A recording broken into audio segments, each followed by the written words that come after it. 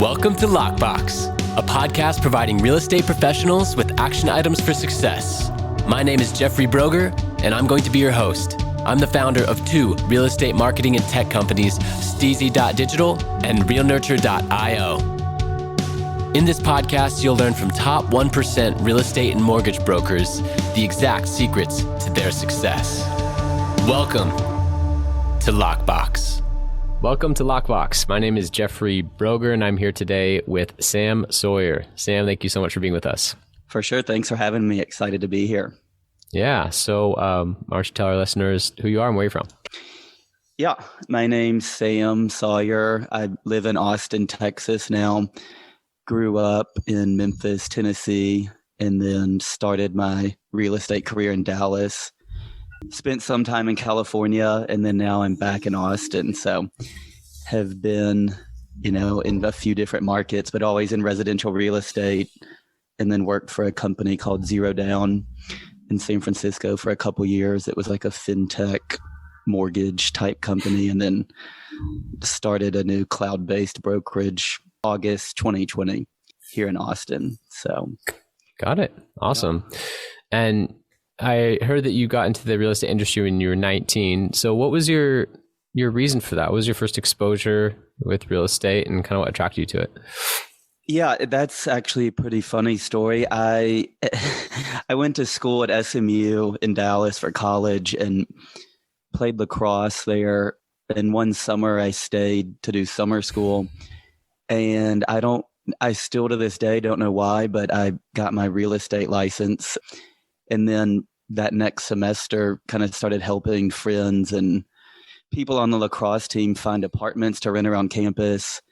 And then from there, graduated in 2009. So, at the depths of the financial crisis, couldn't really find another job. Real estate was going pretty well and started working at Sotheby's franchise in Dallas, and then got into sales and stayed there for 5 years. And then started my own brokerage firm and then sold that to Compass. And it all started one summer when I was really bored. And yeah, people ask me that all the time. I've always been kind of entrepreneurial. And I think someone mentioned that, getting your real estate license wasn't too hard and you could get it if you were 18. And I just signed up at Champion School of Real Estate in Dallas. And I've had my license now for 16 years. I'm 35. So it's been fun. Yeah. It's all I've ever known. That's awesome. Yeah. So I heard the same thing, and I started taking the classes at 18, didn't take the test, and I ended up going into sales in a different capacity. And then 10 years later, I finally got it at like 28. But yeah, it was something I was exposed to early, and totally get that. I was like inches away from having a similar story, getting it at like 18 or 19. I know. I tell people that now. I'm like, if you're in college and you're bored, get your real estate license, because you'll accidentally have a huge base of clients when people are ready to buy houses, even though it doesn't seem like it. So right. It was fun.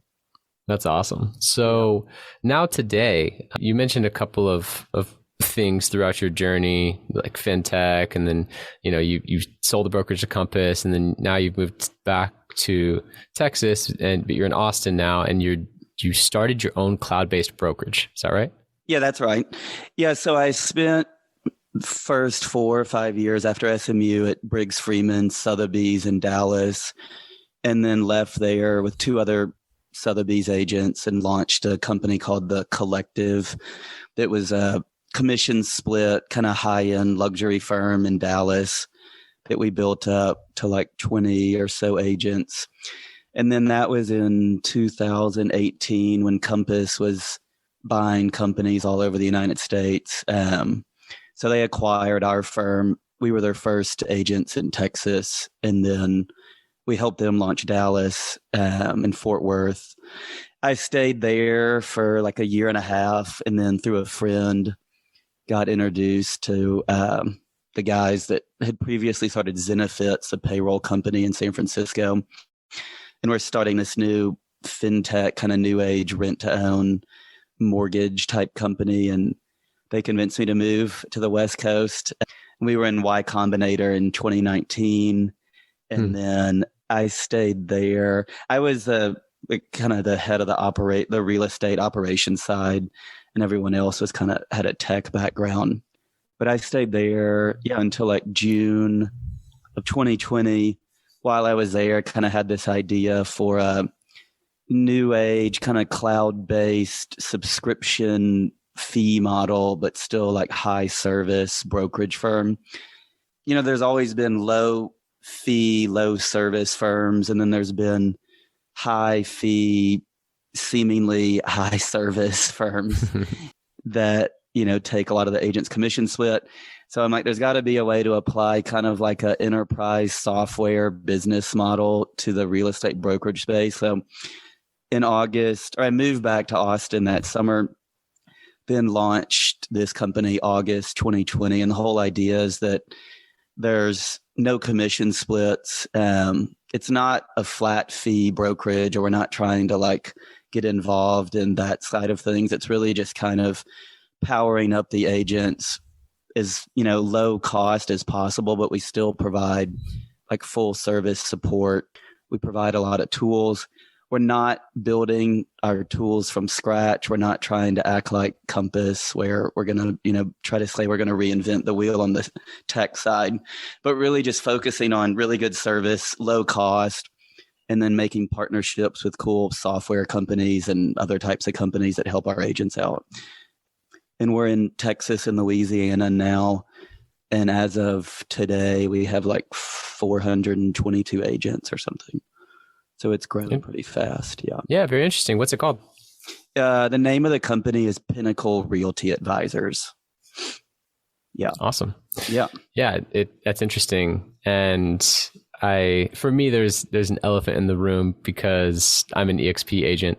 So the question is, why not just join EXP? Why go through the trouble of starting a new cloud-based brokerage when EXP was already ramping exceptionally at that time, 2020? I love I think EXP's model kind of paved the way for cloud-based firms, but I still think like as the industry evolves, the flat fee model, just the flat fee on the transaction side, or the subscription-based models will become, like there'll be companies that are as big as EXP that have these business models, just because it's not something that's happening today. But I think as like fees get compressed in the industry, the commission split becomes harder for the agent to swallow, even if, like EXP has the caps and things like that. But I think it becomes an issue, as fees get compressed in the industry and that side of things starts to change. But I also believe it's a huge industry, and that, there can be multiple firms that are kind of leading the way towards this new age. So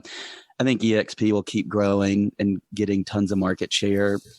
But I think firms like, Keller Williams and Remax and Coldwell Banker and a lot of the ones that have been around since like the 70s will start losing a lot of agents to companies like ours or Fathom, or EXP, or companies that kind of have a lighter fee business model, but still provide a lot of service and support and things like that. So that's kind of, I think we're on the same page there since you're at EXP. Yeah, absolutely. Yeah. No, I think it's definitely moving in the right direction towards how the market is already trending. And I do believe in the team model within the brokerage, not necessarily the brokerage model where once you become a successful agent, now the next step, you graduate into being a broker. No, exactly. It's like, why can't you just have a team underneath you and have the support of a cloud brokerage with the contracts, the software, the E&O, like all the things that the broker would take on, and you could still be this high performing rep and then team leader in the real estate industry. Right. You don't have to then go get a broker's license and go do all these things and have more liability now and have desk fees. And Exactly. It just makes sense. Yeah. We actually have also like in, the retail brand Pinnacle, where agents join under that, just like EXP. And then we've actually recently launched this kind of like white label product that's similar to Side out of San Francisco, where if you are an agent, that's like a high performing agent or someone that wants total control over their branding and signs and all those things. We have this white label product we offer where, with whatever, like in Texas, you can set these up where it would look like it's Sam Sawyer Real Estate or whatever the name of your company is. But behind the scenes, like we're powering up, the team. It's on our license. Right. But to the consumer, it looks like it's your own company. So I agree. I think that's where the industry is going. The agent is the reason why people work with them. Like people don't even, I don't think they choose the agent based on what firm you're with. Never. They're like, oh, wait, you're not with Keller Williams? Wow. Nah, I'm not going to do business with you. You're not with Sotheby's? Right. I mean, I remember when I left Sotheby's, we were so nervous that was such a thing because, that's beaten to your head like, oh, Sotheby's. And we're brand. Starting this company and we're like, are we going to, lose listings? And I'll never forget emailing all my clients and like getting emails back from like very close friends, like, oh, congrats. Like, I didn't even know what firm you were with anyways. And I'm like, oh, okay, well, that's good to know. And we see each other, multiple times a week. So, right. That's what kind of made me realize they work with you because, they like you and they, you provide a good experience, not because you're at some big brand. Exactly.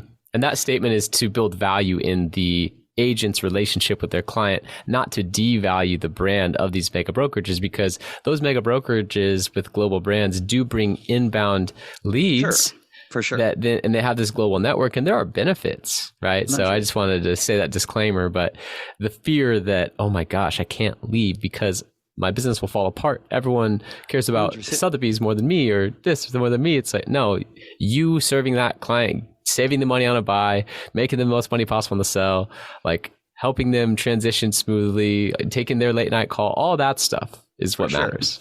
No, I agree. And like I'm not like I think there's different brokerages that are great for different people. I think some of the bigger companies have great training programs. There's things that are, every brokerage has different things that I think attract different kinds of agents. But 20 years ago, before like Zillow and all these things, I think being at a big firm made a difference because you knew about all the listings and, there's reasons why people wanted to be at big firms. But now I think agents are more like consultants and not necessarily like property finders as, they were maybe a decade ago.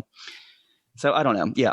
It's less about the brand and more about what the brand provides, and the agent kind of builds their own brand. But yep. No, I agree.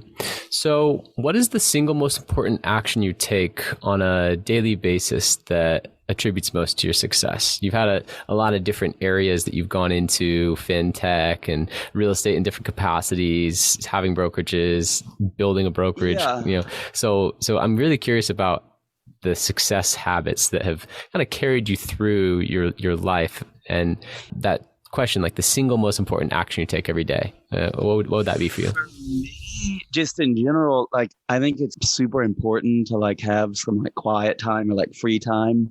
Like no matter what job I've ever had or being like, I don't sell properties anymore. I'm just running our company now. But even when I was an agent or even when I was at, the company in San Francisco or our company now, like I always find like an hour a day just to like read and think and not be bothered by my phone. Usually in the morning from like 7 to 8:30 or something. But I personally now with our company don't really schedule anything before like 10 a.m. And it's not because I sleep in. I get up early, but I like to have a few hours just to think and organize my mind. Because after 10 a.m., I'm like, I don't know where the day goes. A million things happen. So I can protect some time. But even when I was like 22 years old or right out of school, I always find an hour to exercise or just do something where you're not engaged with your phone and, like working, I guess. So I think that's super important. I think some people just get caught up in like feeling that they have to do something all the time, and then they never really have time to think about higher level stuff. Or when I was an agent, I would, spend like an hour like writing thank you notes or calling people, or, that hour has changed over the last decade, but I always try to find some time just to like think about things that maybe not even real estate related or I read a lot or listen to audiobooks. So just stuff outside of work, I think is super important. Yes. No, absolutely. I couldn't agree more with the quiet time, the time away from the phone, and just being able to center yourself before the day begins. And, all the scheduled items happen, unscheduled items happen. And, if I find that when I make an exception on that rule, I have a podcast guest that's in Dubai, for one example, and he wanted to meet at the only time that would work was like 8 p.m. for him, 8 a.m. for me. And I'm up way before that, but it's like just having an 8 a.m. meeting that you have to be on for. Right. You the rest of the day, you just don't feel as centered and like you're taking the action that is getting you closer to your goal. You feel like you're reacting. And, for sure. And I've done a lot of personal development to not react to my day, to really conquer the day and plan it out. And so I agree with you 100% there. Just, I like that 10 a.m. too, because I cut it off at 9, but like nothing before 9 as far as those kinds of stuff. But I it's like pushing it to 10. Like calls or I mean, obviously that doesn't work all the time, but like today I met someone at 10. But yeah, that's really just something I started when I started this company, and it's made my life way better. With running a company is a lot different than being an agent, but it's similar. Your days get away from you. So absolutely. No, 100%. So with your cloud brokerage, are you providing any type of lead generation for the agent? Are you empowering them to generate leads? You mentioned you're not really doing fee splits. So and you said you're partnering with cool softwares, but then that kind of leaves the question of like, the big attraction for a lot of agents is, are you going to give me leads? Like, I'll give you a 50-50 if you give me leads, right?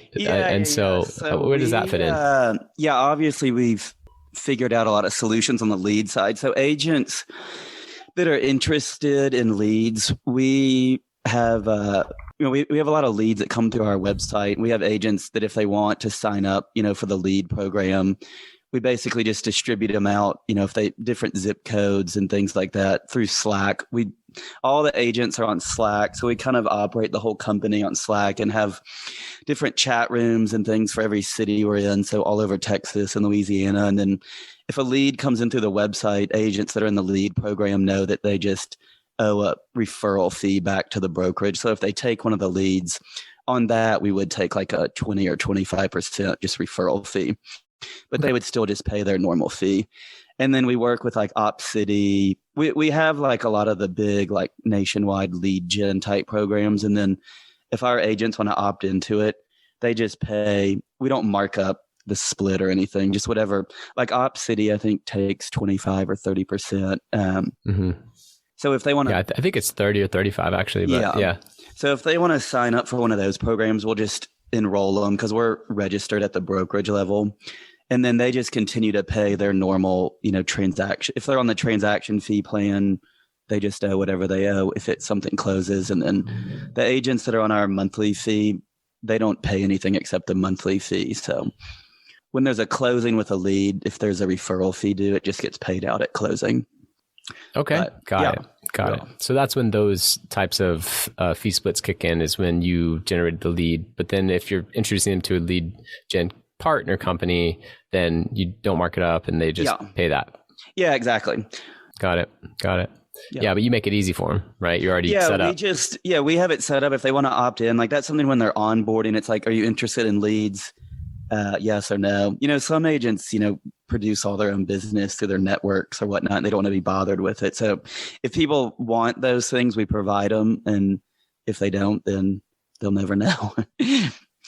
And then like being completely cloud-based, we obviously have, all of our employees are cloud-based also, but we do have like office lines. So if people call in off a sign, if it's a agent's sign, we'll just route that person to the listing agent. We don't try to farm out those kind of leads, just to like a pool.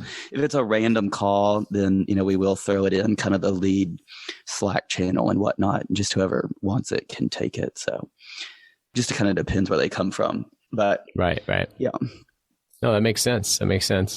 So when you're looking at your trajectory in business, it seems like, you were in college, you got your real estate license, and then even though the world was falling apart in 2009, you seemed to find some success through real estate over the next couple of years. You successfully exited a Compass, which is super rare to successfully exit a brokerage at all, but let alone to one of the big ones nationwide. And then, fintech in San Francisco. There's just like this trail and trajectory of success. So it's easy, I think, to be a little bit jaded by that, looking from the outside in.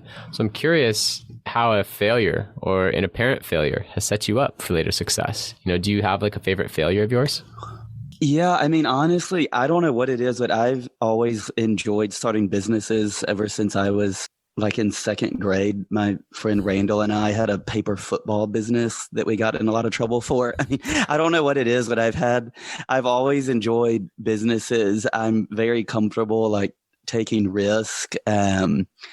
I've played sports my whole life, so I've always been really competitive, but there hasn't been some like huge failure in a sense. I think it's almost like I'm motivated by trying to solve problems. It's not like a financial thing to me. I'm not like money hungry or something like, oh, I want to start all these businesses because I want to be a billionaire or something. Like I actually don't even really care about that side. I really like in the real estate industry, even going back to when I started, I think it's a very efficient industry, but there's a lot of things that are wrong with it. And I've always just felt like there's ways to make it better. And so, I mean, when I left Compass to go to San Francisco, everyone thought I was crazy because at the time I was like one of the top producing agents in Dallas and, was selling 50 million plus a year in sales and, seemingly had it was a great, career. I just always wanted to start other companies and move on. And, I wasn't married or tied down or anything at the time. So I just kind of like have a higher level vision and want to keep starting companies. So it's not really like a failure. It's more like I'm always just wanting to evolve with the industry and kind of keep moving. And, after Pinnacle, I think I'd like to start another company in the industry, even if this gets really big. So I like the startup to, make it something stage. And then once things get really big, I'd probably like go back to the startup stage.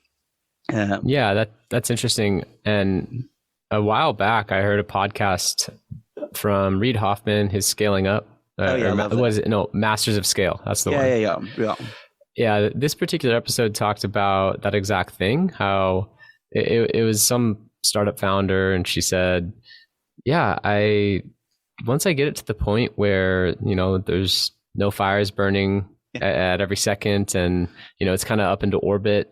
Now you need an ops person to come in and take it to the next level. That's when I get bored and I start creating chaos and fires because I want to like solve problems and be hands-on. And so she said, I found that I'm actually built for startup mode. And so that resonated with me because I was like, oh, interesting. I'm kind of similar in the same way. Like I like starting things from scratch. I love the strategy phase. I'm very big on branding.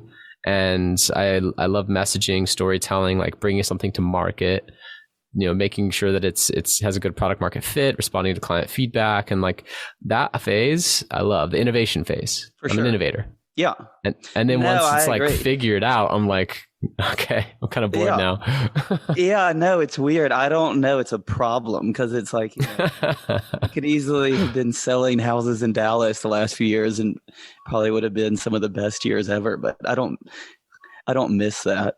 I don't know. Like when I left Dallas for San Francisco, people that will listen to this are like, oh yeah, I remember thinking Sam was crazy. And then now they're like, oh, well, it looks like it worked out. And I'm like, I just always feel like I'll figure it out. Right. And I think a lot of people have a hard time understanding that because it seems crazy at the time. But, I think if you are willing to figure it out and know that it'll be kind of turbulent for a while, then you'll eventually figure it out, if you have that kind of personality. I couldn't agree more. Yeah. So is there a question that I should have asked you or anything that you'd like to elaborate on from earlier? Sometimes I go on podcasts and there's a really embarrassing story about me selling Beanie Babies back in 7th and 8th grade that was in the National Association of Realtors magazine in like 2017. So some people ask me about that, but I guess I'm glad you didn't see that yet. Nope. I had a Beanie Baby business where I would buy and sell Beanie Babies on eBay from like 6th to 8th grade. And I was on the 30 under 30 National Association of Realtors list in like 2016 or 2017. And they interview you, you know, once they select you to the list. And I told this journalist this story, and the whole article was about me buying and selling Beanie Babies that led to my real estate career. So everyone likes to make fun of me over that. It will never escape me because it's on a bunch of websites now. But I remember Beanie Babies, and that's so funny that was. I mean, that's pretty ingenuitive to do it on eBay, because my first business that I took on myself, I was probably 15. No, I must have been 16 because I did have a car. Right. But I was driving myself to school, and there was a donut shop on the way. I noticed I could get a baker's dozen for $7. Right. So 13 donuts. And if I sold them each for $1, which was no problem at high school, I would make net margin of $6. Yeah. And that was like 5 days a week, $30 a week, just, you know, simple business. Yeah. Right. And then people started saying, "Hey, will you get me chocolate milk?" Sure. Exactly. Yeah, you're like, I'll get you whatever you need. Yeah. I don't know what it was. I've always been really into computers and like tech stuff since like second grade. And we had a computer, and I just figured out eBay early on, but I couldn't drive. So I would literally bike around the neighborhood and like buy Beanie Babies off my friends' moms. And then my dad, I called him the COO because he had to drive them to the UPS store to ship them because I couldn't drive. But he would also pay the shipping charges. So I would get a little margin benefit because I would charge the people shipping, and then it would go into my PayPal account.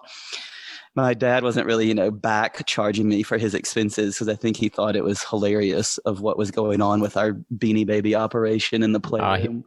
He was probably so proud.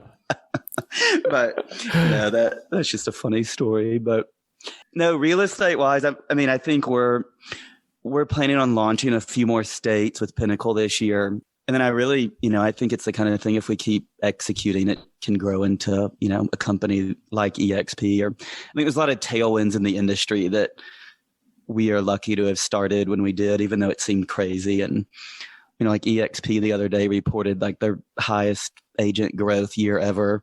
And I think a lot of that is during the pandemic, agents realized that they don't really need offices and they can do their work remotely, and why are they paying all these fees, and they don't need a printer. And so I think cloud-based brokerages the next 5 years will take the majority of market share from kind of some of the older school firms, but that's what we're betting on. So I couldn't agree more. Adapt or die. So yeah, it's an interesting call to action for the old school firms that are sticking to their ways. What if they had a lesser fee if you didn't come into the office? Just like banks have different types of accounts where if you don't do a lot of in-branch services, you pay less fees. 100%. Same concepts, right? So there you go to the 20th century real estate businesses out there. I know. Business.